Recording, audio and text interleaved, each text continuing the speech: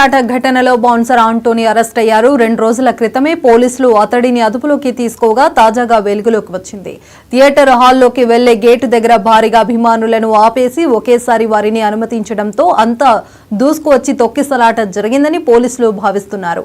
ఆంటోనీని ఇందుకు కారకుడిగా గుర్తించారు.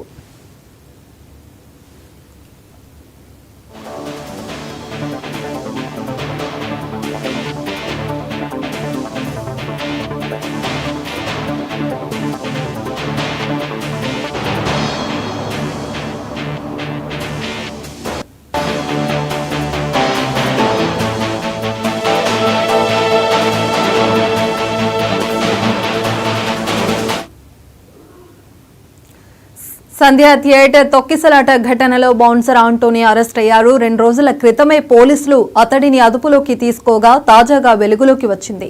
థియేటర్ హాల్లోకి వెళ్లే గేటు దగ్గర భారీగా అభిమానులను ఆపేసి ఒకేసారి వారిని అనుమతించడంతో అంతా దూసుకొచ్చి తొక్కిసలాట జరిగిందని పోలీసులు భావిస్తున్నారు. ఆంటోనీని ఇందుకు కారకుడిగా గుర్తించారు.